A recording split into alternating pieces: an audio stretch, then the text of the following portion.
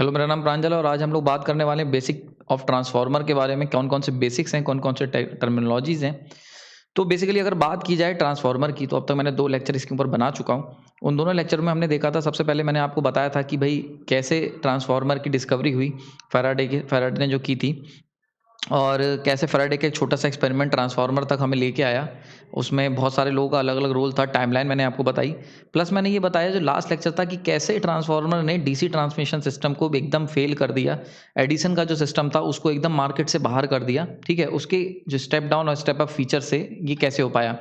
Now अब transformer के हम लोग डिटेलिंग में जा रहे हैं। धीरे-धीरे हम लोग ट्रांसफार्मर का कंस्ट्रक्शन सीखेंगे, उसकी वर्किंग सीखेंगे, प्लस उसके फेज़र डायग्राम और बहुत सारी चीज़ें हमें इस सीरीज़ में सीखने को मिलेंगी। उन सबसे पहले कुछ बेसिक टर्मिनोलॉजी जो आपको पता होनी चाहिए ट्रांसफार्मर के बारे में, उसको ज़रा डिस्कस कर लेते हैं। तो इस लेक्चर के अंदर अगर बात की जाए तो हमें 3 चीज़ें सीखने को मिलेंगी। सबसे पहले स्टेप अप और स्टेप डाउन का क्या मतलब होता है। दूसरी चीज़, लो और हाई वोल्टेज साइड ट्रांसफार्मर की किनको कहते हैं और किस बेसिस पे नाम रखा जाता है और कब इनको क्या बोला जाएगा। एंड थर्ड इंपॉर्टेंट चीज़ कि भाई ट्रांसफार्मर की हाईएस्ट एफिशिएंसी क्यों होती है। जैसे कि हमने बताया बहुत सारी हमने मशीन हमें पढ़नी है। एसी मशीन्स हम लोग पढ़ेंगे, डीसी मशीन हम पढ़ चुके हैं। तो डीसी मशीन में मैंने बताया था आपकी डीसी मशीन जो होती है उनकी कुछ पर्टिकुलर एफिशिएंसी होती है। इसी तरीके से एसी मशीन्स की भी होती है। पर इन सब में सबसे ज़्यादा एफिशिएंसी ट्रांसफार्मर की कही जाती है। पर ऐसा क्यों? इसको हम लोग इन सब चीज़ों को डिस्कस करेंगे इस लेक्चर में, यानी कि जो बेसिक्स हैं। तो अगर ट्रांसफार्मर की सबसे पहले बात की जाए, अगर ट्रांसफार्मर की डेफिनेशन की, तो भाई ट्रांसफार्मर जो है, ट्रांसफार्मर, ठीक है, इसकी अगर डेफिनेशन की बात करी जाए तो ये क्या करता है, ये ट्रांसफर करता है इलेक्ट्रिक पावर को, ठीक। ये करता है ट्रांसफर करता है, बड़ा इंपॉर्टेंट है, ट्रांसफर करता है किसे, इलेक्ट्रिक पावर को। इलेक्ट्रिक पावर को ट्रांसफर करता है कहाँ से, एक सर्किट से दूसरे सर्किट तक, ठीक है, सर्किट 1 सर्किट 2 या कॉइल 1 कॉइल 2 से, यानी कि इलेक्ट्रिक पावर को ट्रांसफर करेगा एक सर्किट से दूसरे सर्किट के with the help of magnetic energy. Magnetic energy, ये मैं पुराने 2 लेक्चर्स में भी कई बार आपको बताया है, ठीक है। तो बेसिकली क्या करता है ट्रांसफार्मर की जो खास बात होती है, यानी कि अगर बात की जाए बेसिक डेफिनेशन की, तो एक ऐसा डिवाइस जो क्या करेगा, इलेक्ट्रिक एनर्जी को एक सर्किट से दूसरे सर्किट में ट्रांसफर करेगा with the help of magnetic energy और मैग्नेटिक फील्ड, ठीक। समझ में आ गई बात ये। अच्छा, ये जो मैग्नेटिक एनर्जी ली जाती है इसे एज अ कपलिंग मीडियम लिया जाता है। कपलिंग का मतलब होता है ऐसी कोई भी चीज़ जो दोनों चीज़ों को कपल करे या जोड़े, ठीक है। तो ये जो कपलिंग मीडियम, इसलिए इसे कहा जाता है कपलिंग मीडियम। कपलिंग मीडियम, ठीक है। जैसे 2 लोग हैं, अगर वो 2 लोगों की शादी हो गई है या वो 2 लोग एक रिलेशनशिप में, तो हम कहते हैं ऐसा कपल जा रहे हैं। तो कपल का मतलब एक दूसरे के साथ जुड़े हुए। तो उसी तरीके से ऐसा कोई भी मीडियम जो 2 अलग-अलग चीज़ों को जोड़े, उसे हम लोग कपलिंग मीडियम कहते हैं, ठीक। तो ट्रांसफार्मर के अंदर जो कपलिंग मीडियम होता है वो मैग्नेटिक एनर्जी का यूज़ किया जाता है, ठीक। बड़ा इंपॉर्टेंट है, इस बात को याद रखना, ठीक। और इसी कपलिंग मीडियम की मदद से हम लोग क्या करते हैं, स्टेप अप और स्टेप डाउन कर पाते हैं इलेक्ट्रिकल एनर्जी को, ठीक है। इलेक्ट्रिक एनर्जी में जो वेरिएशन ला पाते हैं ना, जिसकी वजह से ट्रांसफार्मर ले रहे हैं। देखो भाई एक बात बताओ, आप ट्रांसफार्मर है तुम्हारे पास, ठीक है। ट्रांसफार्मर इधर की एनर्जी पकड़ के इधर ट्रांसफर कर दे रहा है, तो इसमें नया चीज़ क्या है, फिर फ़ायदा क्या? आपने एक तरफ की एनर्जी उठाई और उसे दूसरी तरफ भेज दिया। तो ट्रांसफार्मर फिर इतना नाम क्यों? फिर ट्रांसफार्मर हम लोग क्यों बनाएँगे? हम डायरेक्ट भी तो ट्रांसफर कर सकते थे इलेक्ट्रिक एनर्जी को। भई एक सर्किट लेते और उसको कनेक्ट कर देते इलेक्ट्रिकली और यहाँ से डायरेक्ट पावर चली जाती। यहाँ की इलेक्ट्रिक पावर जो थी वो यहाँ चली जाती। तो ट्रांसफार्मर ने ऐसा क्या ख़ास कर दिया जिसकी वजह से हम लोग उसका इतना नाम है? तो बेसिकली ट्रांसफार्मर ने क्या करा, बीच में मैग्नेटिक फील्ड ले आया और इस मैग्नेटिक फील्ड ने क्या करा कि जो तुम इलेक्ट्रिक एनर्जी ट्रांसफर करने वाले थे, उसके अंदर के पैरामीटर के साथ छुआ-छेड़ करता है, यानी कि अल्टर करता है, चेंज करता है उनके बिहेवियर को, ठीक है। तो ये बात समझ में आ गई होगी। तो जो ट्रांसफार्मर है, जो ट्रांसफार्मर होता है वो क्या करता है, अल्टर करता है या कह सकते हैं चेंज करता है किसे, पैरामीटर्स को इलेक्ट्रिक पैरामीटर को, ठीक है। यानी कि जब आप आपके पास ये ट्रांसफार्मर है, ठीक है, मान लेते हैं ये आपका ट्रांसफार्मर है, यहाँ पे इलेक्ट्रिक एनर्जी थी, यहाँ पे भी इलेक्ट्रिक एनर्जी थी, यहाँ पे मैग्नेटिक एनर्जी। तो जब तुम ट्रांसफर करते हो, यानी कि जब आप अपनी ताकत को यहाँ से यहाँ सेंड करोगे, ठीक, यहाँ से भेजोगे, तो ये क्या करेगा ट्रांसफार्मर मैग्नेटिक एनर्जी की मदद से इस एनर्जी को आगे तो ट्रांसफर करेगा लेकिन पैरामीटर में चेंज कर देगा, ठीक है। पैरामीटर कौन कौन से होते हैं इसको समझ लेते हैं। तो भाई देखो, इलेक्ट्रिक पैरामीटर जो होते हैं 2 तरीके, एक होता है वोल्टेज, ठीक है, और एक होता है करंट। ये 2 पैरामीटर होते हैं जिससे इलेक्ट्रिक पावर बनी होती है, ठीक है। अगर इलेक्ट्रिक की बात की जाए, चाहे डीसी हो या एसी, एसी में अगर बात करेंगे तो एपरेंट पावर की, तो एपरेंट पावर होती है V इंटू आई, और डीसी की बात करोगे डीसी के अंदर, तो उसके अंदर पावर क्या होती है, V इंटू आई होती है, ठीक। तो यानी देखो वोल्टेज और करंट, ठीक।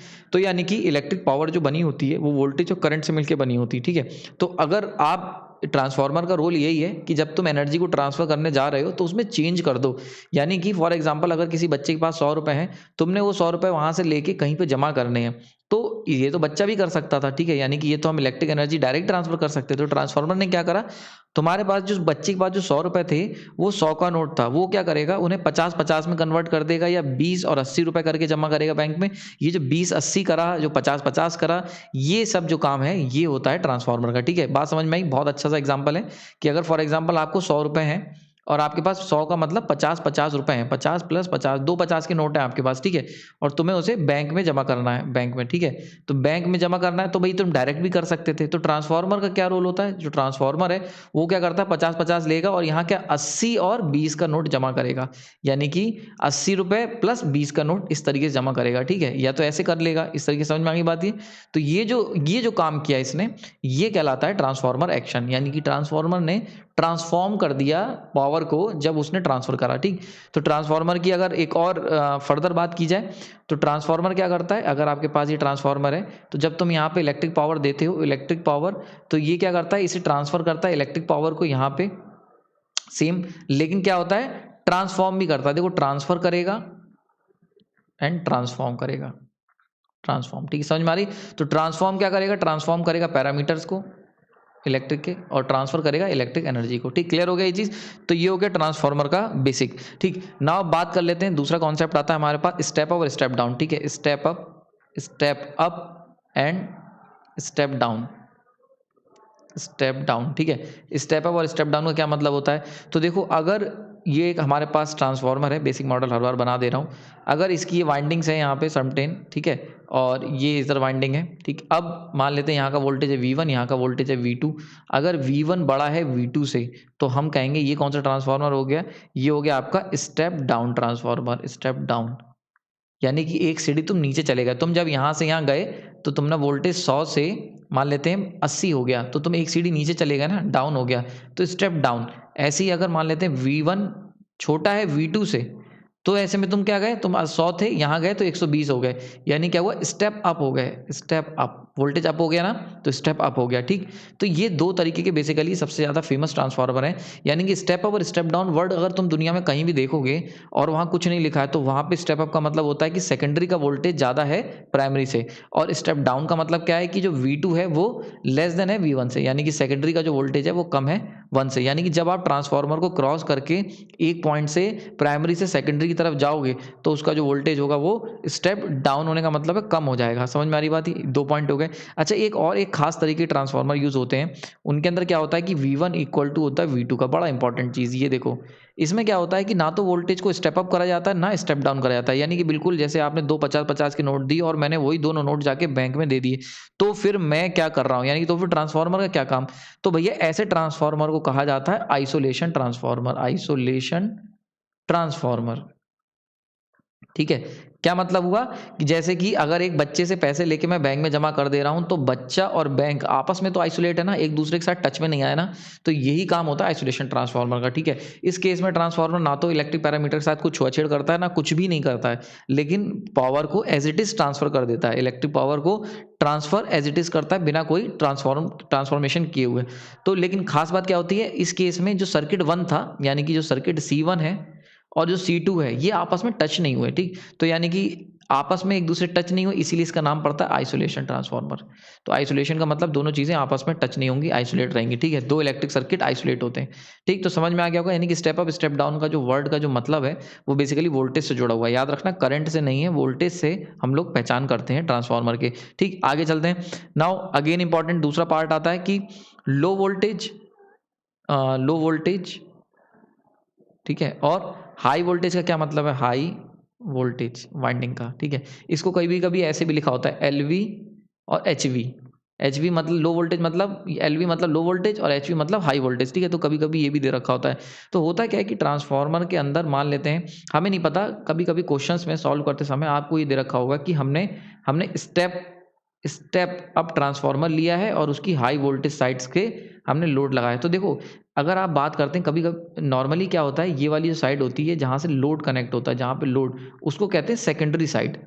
वर्ड याद रखना, सेकेंडरी साइड, ठीक है। और जहाँ पे सप्लाई कनेक्ट होती है, यानी कि AC सप्लाई जोड़ते हैं, इस साइड को कहते हैं हम लोग प्राइमरी साइड, प्राइमरी साइड, ठीक है, ये दो साइड डिफाइन होती हैं। लेकिन कभी कभी क्या होता है कि प्राइमरी साइड और सेकेंडरी साइड ना कह के आपको डायरेक्टली दे रखा होगा कि स्टेप अप ट्रांसफॉर्मर है, स्टेप अप ट्रांसफॉर्मर है, ठीक है। स्टेप अप ट्रांसफॉर्मर मतलब क्या हुआ कि यहाँ का अगर वोल्टेज V1 है, ये V2 है, तो V2 ग्रेटर देन हो गया V1 से, यानी कि यहाँ से यहाँ जाओगे तो क्या होगा, स्टेप अप हो रहा है, वोल्टेज हाई हो रहा है। तो ये वाली जो साइड होगी इसको हम लोग और क्या कह सकते हैं, इसको हम लोग लिख सकते हैं हाई वोल्टेज साइड, क्योंकि भाई यहाँ का वोल्टेज ज़्यादा है, और इसको लिख सकते हैं लो वोल्टेज साइड, ठीक। तो इसीलिए लो वोल्टेज और हाई वोल्टेज साइड के नाम से भी कभी कभी ये जानी जाती हैं। तो क्वेश्चंस में बहुत बार ऐसा होगा कि आपसे कह दिया जाएगा कि सर्टेन क्वेश्चन में हमने स्टेप अप ट्रांसफॉर्मर लिया है, स्टेप अप ट्रांसफॉर्मर लिया है, ठीक है, और जो लोड लगाया है वो हाई वोल्टेज साइड पे लगाया हुआ है, ठीक है। तो हाई वोल्टेज साइड का मतलब समझ जाना कहाँ लगाया है, सेकेंडरी में लगाया हुआ है। क्लियर हो रहा है, ये चीज़ याद रखना। या कह सकते हैं एक वोल्ट मीटर है, वो आपने कहाँ करा है, हाई वोल्टेज साइड पे कनेक्ट करा हुआ है, तो हाई वोल्टेज साइड मतलब सेकेंडरी में कनेक्ट करा है। अगर तुमसे कहा जा रहा है एक एमीटर है जो आपने क्या करा, लो वोल्टेज साइड पे कनेक्ट करा है, तो एमीटर कहाँ कनेक्ट करा होगा, तुमने प्राइमरी में कनेक्ट करा होगा, ये है लो वोल्टेज साइड। क्लियर हो गया, तो ये चीज़ समझ में आ गई होगी हाई वोल्टेज और लो वोल्टेज क्या मतलब होता है। ओके, नाउ नेक्स्ट पॉइंट आता है कि भाई हमने जो बात करी थी एफिशिएंसी, तो देखो एफिशिएंसी जो होती है वो होता है आउटपुट अपॉन इनपुट, बहुत सिंपल सा, आपने कई बार इसे पढ़ा होगा, ठीक है ना। अगर बात करें ट्रांसफार्मर की, तो एक ट्रांसफार्मर के अंदर तुमने पावर दी, सर्टेन पावर इनपुट दी, ठीक है, और सर्टेन पावर आउटपुट मिली, और कुछ जो पावर होगी वो क्या हो गया, यहाँ पे लॉसेज हो गए, कुछ लॉसेज हो जाएंगे, ठीक है। समझ में आ रहा है, मैग्नेटिक लॉस, भाई जो ट्रांसफार्मर है उसके अंदर कोर है, कोर के अंदर मैग्नेटिक एनर्जी है, तो जब भी एनर्जी को तुम चेंज करते हो, ट्रांसफर करते हो एक मीडियम से दूसरे मीडियम में, देन उसे अगेन रिवर्स कर रहे हो, इलेक्ट्रिक से मैग्नेटिक, पहले इलेक्ट्रिक से मैग्नेट लाए, फिर मैग्नेट से इलेक्ट्रिक ले गए, तो ऐसे केस में कुछ ना कुछ लॉसेज होंगे। तो कुछ पावर जो तुमने इनपुट दी थी पी इनपुट, और आउटपुट में मिलेगा पी आउटपुट, ठीक है। तो देखो एपरेंट पावर तो कांस्टेंट रहेगी, यानी कि नेट पावर जितनी दी वो बराबर है, क्यों, क्योंकि नेट पावर जो तुम देते हो उसमें लॉसेज इंक्लूड होते हैं। लेकिन अगर हम आउटपुट की बात करें तो पी आउटपुट जो होगा वो क्या होगा, P input minus P losses, कुछ पावर लॉस हो गई, ठीक है। तो जो लॉसेस होते हैं इसकी वजह से एफिशिएंसी क्या होगी, ये डाउन हो जाएगी।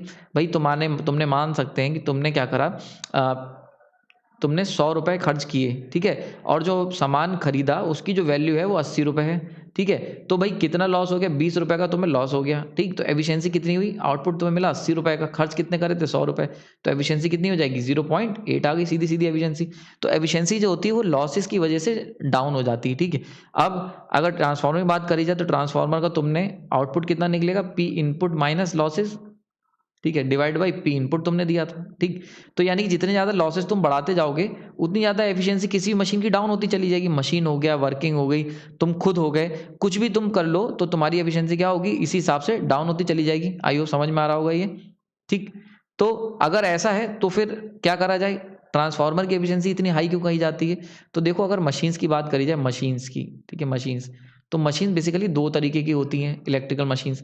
एक होती हैं मूवेबल, ठीक है, मूवेबल यानी कि जो चल सकती हैं, रोटेटरी वाली यानी कि रोटेशन वाली, जिसमें रोटेशन होता है, कुछ ना कुछ मूवमेंट होता है, ठीक है। और एक होती है स्टैटिक, स्टैटिक का नाम हो गया ट्रांसफार्मर, ठीक है, ट्रांसफार्मर।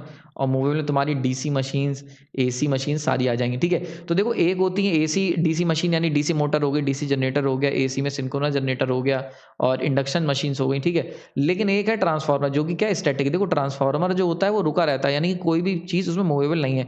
ट्रांसफार्मर बात करें, तुम्हारे पास ये एक वाइंडिंग है, ये कोर है, तुमने इस पर वाइंडिंग करी, एक वाइंडिंग इधर करी, ठीक है। तो देखो ना तो ये वाइंडिंग मूव कर रही, ना ये कोर मूव कर रही, तो ये क्या है, पूरी तरीके से स्टैटिक है। अब क्योंकि स्टैटिक है तो इसके अंदर जो लॉसेज होंगे, मूवेबल जब कोई चीज़ रोटेट होती है, पहले उसको देख लेते हैं। अगर रोटेट होती है तो उसके अंदर कौन से लॉसेज होते हैं, रोटेशनल लॉसेज होते हैं। भाई जब तुम्हें किसी चीज़ को रोटेट कराओगे तो फ्रिक्शन होगा, एयर भी उसको अपोज करेगी, ठीक है, और बहुत सारे तरीके के लॉसेज हो सकते हैं, ठीक। लेकिन अगर कोई चीज़ रुकी हुई है तो उसके अंदर किसी भी तरीके के लॉसेज, मतलब ये जो रोटेशनल लॉसेज है ये क्या होंगे, नेग्लिजिबल होंगे। और क्योंकि रोटेशनल लॉसेज नेग्लिजिबल होते हैं तो इसके अंदर कोर लॉसेज केवल रह जाते हैं, कोर और कॉपर लॉस रह जाता है, ठीक। इसके अंदर रोटेशनल होते हैं, कोर लॉस भी होता है, कॉपर लॉस भी होता है। कॉपर मतलब वायर के कारण जो I2R लॉस होते हैं हीटिंग वाले, तो ये तीनों होंगे रोटेटिंग मशीन्स में। लेकिन स्टैटिक में केवल कोर लॉस और कॉपर लॉस दो होंगे, यानी कि रोटेशनल लॉसेज नहीं होंगे इसके अंदर रोटेशनल लॉसेज नहीं होंगे। तो इसी वजह से क्या हुआ कि क्योंकि इसके अंदर लॉसेज कम हो जाते हैं, इसीलिए जो ट्रांसफार्मर होते हैं इसकी एफिशिएंसी बहुत हाई होती है। अगर नॉर्मली बात की जाए तो अगर आप न्यूमेरिकल सॉल्व करोगे तो देखना 96 के ऊपर इसकी एफिशिएंसी होती, 96 से 98 समथिंग के अप्रॉक्स, इस रेंज के अंदर इसकी एफिशिएंसी एफिशिएंसी निकल के आती है ट्रांसफार्मर की, ठीक है। जबकि इनकी जो एफिशिएंसी होती है ये काफ़ी डाउन होती है एज़ कम्पेयर टू ट्रांसफार्मर, ठीक। तो ये बात समझ में आ रही होगी, इसीलिए इसको कहा जाता है कि हाईएस्ट एफिशिएंसी ट्रांसफार्मर जो होती है वो हाईएस्ट एफिशिएंसी मशीन है, हाईली एफिशिएंट मशीन होती है, ठीक है। समझ में आ गया? नाउ ये चीज़ क्लियर हो गई होगी, ठीक। तो मैंने यहाँ पे लगभग आपका सारा बेसिक कवर कर दिया है।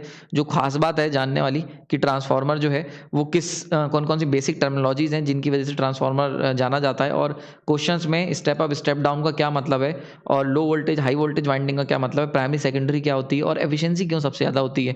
ये कुछ बेसिक चीज़ें हैं जो मैंने इसमें कवर करी हैं, ठीक। नाउ अब चलते हैं, मैंने आपको पिछले लेक्चर में कुछ क्वेश्चन दिए थे सॉल्व करने के लिए, उसको हम लोग यहाँ पर डिस्कस कर लेते हैं। आई होप ये लेक्चर्स के क्वेश्चंस आपने पुराने वाले सॉल्व कर लिए होंगे। अगर आपने नहीं किए हैं तो हम लोग उसको यहाँ पे अभी डिस्कस करते हैं और आपके सारे डाउट क्लियर हो जाएंगे। सबसे पहला क्वेश्चन था कि भाई why DC power system does not use Faraday transformer. तो भैया एडिसन ने क्यों नहीं यूज करा ट्रांसफार्मर को, जबकि फैराडे ने जो ट्रांसफार्मर यूज करा था उसके अंदर उन्होंने डीसी सप्लाई दी थी। आपको याद होगा कि उन्होंने क्या करा था, डीसी बैटरी ली थी और एक स्विच कनेक्ट करा था। तो देखो मेन कारण था ट्रांसफार्मर के ना यूज होने का कि ट्रांसफार्मर, अगर आप फैराडे की बात करो, फैराडे के एक्सपेरिमेंट में, तो वहां उन्होंने गैल्वेनोमीटर यूज करा था, याद होगा।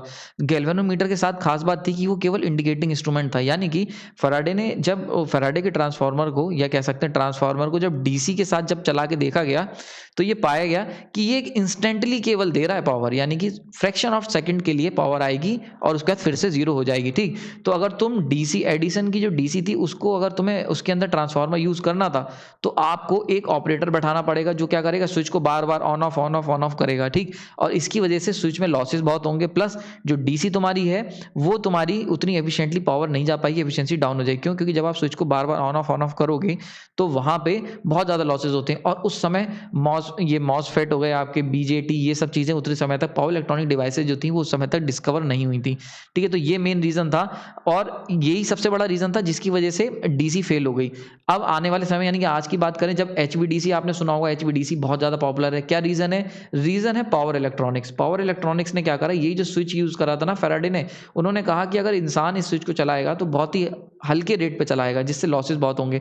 तो उन्होंने इसके लिए तरीका निकाला, पावर इलेक्ट्रॉनिक डिवाइसेस बनाई, जैसे कि एचसीआर थायरिस्टर्स हो गए, ठीक है, जीटीओ था, बहुत सारे ऐसे डिवाइसेस बनाई जो कि बहुत ही हाई फ्रिक्वेंसी पे काम करेंगी और इसके अंदर किसी की ऑपरेशन जरूरत नहीं होगी, स्विचिंग लॉसेस इसके कम होंगे, ठीक। एज कंपेयर टू जब एडिसन के समय की बात करें तो वहां से ही संभव हो पाया, इसीलिए जो फैराडे का जो ट्रांसफार्मर था वो एडिसन ने यूज नहीं करा, ठीक।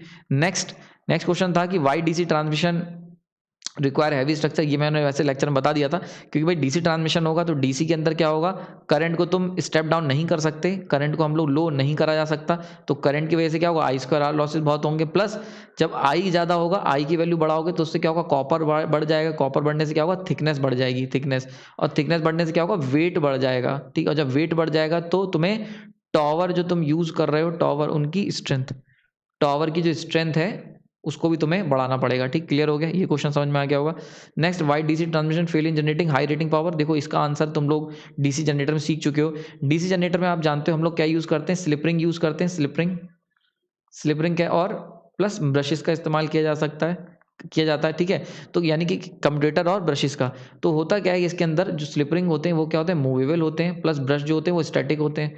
तो देखो एक मूवेबल चीज़ से जब आप स्टैटिक चीज़ को कनेक्ट करते हो तो वहाँ पे स्पार्किंग के चांसेस बहुत ज़्यादा होते हैं, और जब आप हाई रेटिंग पे जाओगे, यानी कि रेटिंग बहुत हाई पावर की रेटिंग पे जाओगे तो तुम्हें वोल्टेज बढ़ाना पड़ेगा, और अगर वोल्टेज बढ़ा दोगे तो चांसेस ऑफ स्पार्किंग जो है, स्पार्किंग का जो रीज़न है वो ज़्यादा हो जाता है, ठीक है।